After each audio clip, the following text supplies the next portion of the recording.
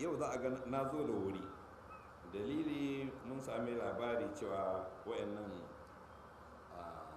mutanen da suke da kishin ruwan shekar da jini har yanzu suna nan da kishin ruwan shekar da jininsu. Yau ma sun shirya wani operation da suka shirya shine sun ba'adin za su sa irin kayan harasawa din wanda suka mana kiyaye mana traffic din zamu wuce sai su sa, amma za su zo da bindigogi. Sojoji za su zo su wuce sai su bude musu wuta, amma su sojojin ba san za a bude musu wuta.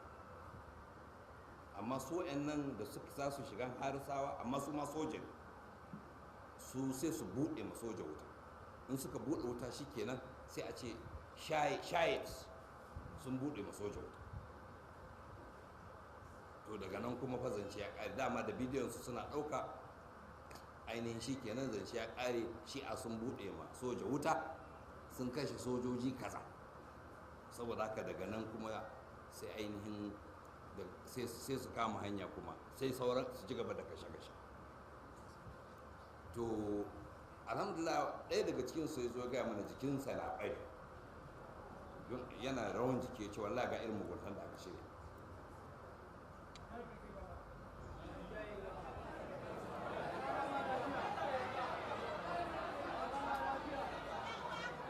Don haka sai na fito na zo nan da wurin gaske tun kafin sojojin su zo. Rai kuwa sun zo sun wuce soja da za a harba. Motoci hudu kowace za ta ɗauki ke akalla soja 60, da kuma akwai wata jeep tana gaba, akwai kuma healers guda biyu, akwai kuma ambulance kila wanda za a ɗauki gawakin sojojin, wanda sojan shi'a sojan shi'a ne sa rigan shi'a zai harbe su. Kuma an ga duk sun fara zama hostile su a wannan round din common labintus, a nan suka yi niyan harbin. Nan ne ma suka buɗe mana wuta farkon fara, nan suka yi niyan kuma yau za su buɗe mu soja wuta da sunan shi'a ne.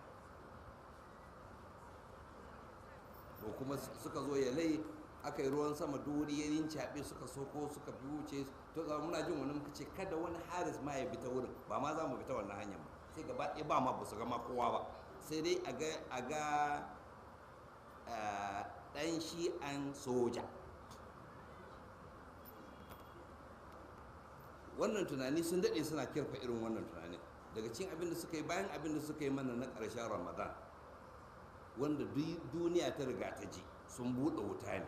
Su kuma suka ce wai sun an yi musayan wuta ne, wai su ma an buɗe musu wuta ne, wai ma sun harbi ne wajen kare kansu. Duk ma sun ɗau haƙuri ne da dauriya. Ka ce yaƙi aka yi da su da Shiite sect suka kwama yaƙi. To sai ya zama ga hotuna an ɗauka da mai motsi da maras motsi. Ga mai motsi sosai ana ganin ana harbi, ga sojoji da uniform ɗinsu, ga motocinsu ga suna harbe-harbe, ga kuma alamomi duk ga komai ya bayyana cewa su suka yi harbi. Sai suka yi shiru da wannan magana. Wani Allah sai suna tunanin ai da sun sani, su da sun so da sojansu ne a da farin kaya su yi harbi, sai a ce mu ne makari. Sai zama suna tunanin nan gaba abin da su yi kenan, za su shigo da wasu ma'aikatansu a cikinmu, sai su zama su ma wai sunansu shi'a, in ana wani abu su sai su harbi soja. To sun yi kirfa wannan cewa za su turo wasu sai su rika aiki a cikin sunansu, sai a ɗauka su yan uwa ne, ko kuma wasu ma wanda suke dama ana ganin su ana harka da su amma suna mutanen su ne jiya in kun ji ne dun gatsi ne masu albarka. Insha Allah kowannen su sai yayi mummunan ƙarshe.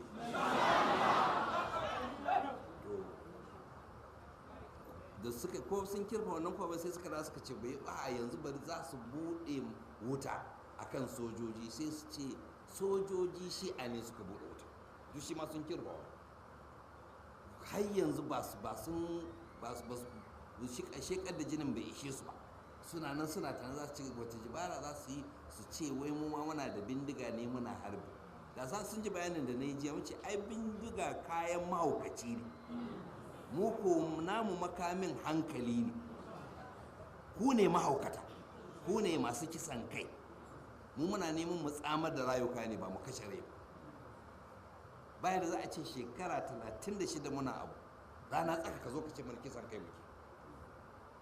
Galiban sojojin da suke sojoji yanzu tun kafin a haife su wani ma ba a yawo uwarsa ba muke wannan harka. Amma yanzu wai yanzu wai yana kitsa zai harbi ya ce mu muka yari, wai harbi ne abin. To yanzu dai shirin kenan, to yanzu sun zo sojojin sun wuce, harbin bai yiwu ba shi a wurin ma gaba ɗaya, ba kowa ma, ba Haris, saboda haka sun ɗanyi mazoran suka wuce suka tafi ne. Amma waɗanda suka yi shigan da bindigoginsu haka nan suka ranka suka tafi. Insha Allahu azim mugun kullun ku ya kare a kanku, a hirɗin ku a kanmu har abada insha Allah. Wato mutanen kullum tunani, ba wani tunani illa yaushe ne za su buɗe wuta su ce ana faɗa ne. Kwakwalwar ta doɗe, ba su da wani tunani sai wannan. To koda da wai ran da duk koda a labaru wani mutum ya ji an ce an yi musayan wuta tsakaninmu da soja, ya san wuta kai ma soja don Allah ba abin kunya ba ne a cewa kana musayan wuta da mutanen gari, kai da aka yi maka tireni, ba abin kunya ba ne soja da ya yi tireni a ce mutu wai yana faɗa da mutanen gari sun buɗe mashi wuta.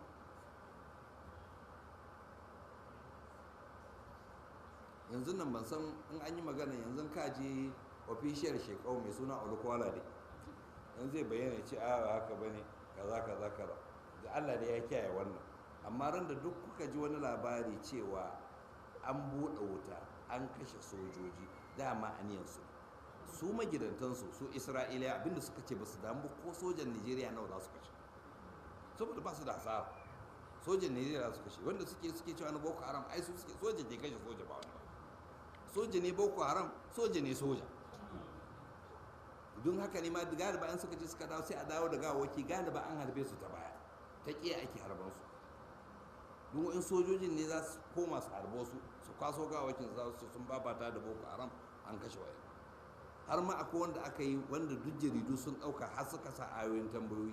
Sojoji a wajen training aka ce musu duk su a barikin soja aka ce duk su kawo bindigoginsu, aka sa a sto aka kulle, aka zo ana musu lakca, sai ga wasu sun bayyana wasu ne Boko Haram, duk suka buɗe wuta duk suka kashe su.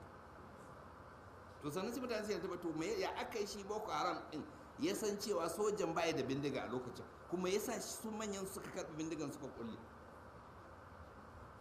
Wannan a jaridu ya bayyana su duk kowa ba su iya ansa ba, kuma sun tattara samari a Bama suka ce za a ba su makamai su kare birnin su. Jirgin saman soja ya zo na Najeriya ya yi musu ruwan bom ya karkace duk samarin Bama din.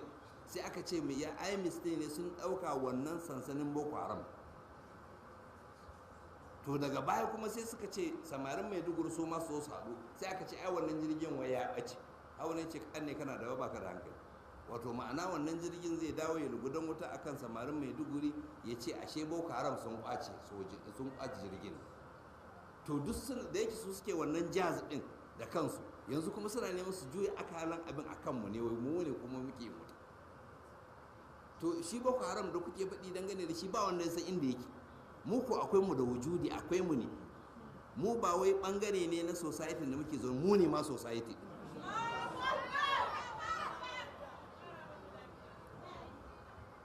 Saboda haka bayar da mutumin da aka san shi akalla shekara, rumar ma su ma a cikin manyan su yake cewa ai shi ya sani shekara 40 da suka wuce, kuma aka din tun cikin mid 70s zuwa yanzu kamar shekara 40.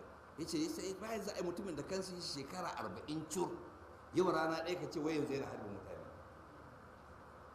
To amma dai tunanin nasu ke harbi ne muke, to mu ba harbi muke, muna kira ne. Ran da duk wani ya ji an ce an yi harbi to mun san waye mai harbi, kuma ku daina tunanin za ku rudu kanku kan cewa za ku yi harbi ku ce mu ne, ku ci riba da shi. Wala Allah sun ji haushin wancan da suka yi ba su da evidence, sai zama muke da evidence mara nuna da hotuna da hadda bidiyo. To su zana tunanin to yanzu ma bari su ma su yi nasu bidiyo, su zo su yi harbi su ce mu. To ko sai kuma ku kawo inda muke ilmantar da mutane su harbi ko muke kira ga harbi.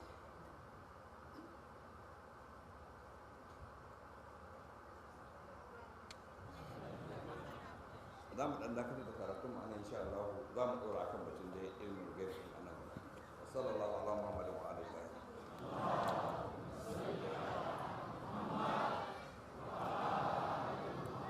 Allah ka gane da mu abin da muke karanta shirye da mu da shirye da ke ciki ka ba mu ikon aikata ربنا آتنا في الدنيا حسنة وفي الآخرة حسنة وقنا عذاب النار ربنا لا تزغ قلوبنا بعد إذ هديتنا وهب لنا من لدنك رحمة إنك أنت الوهاب سبحان ربك رب العزة عما يصفون وسلام على المرسلين والحمد لله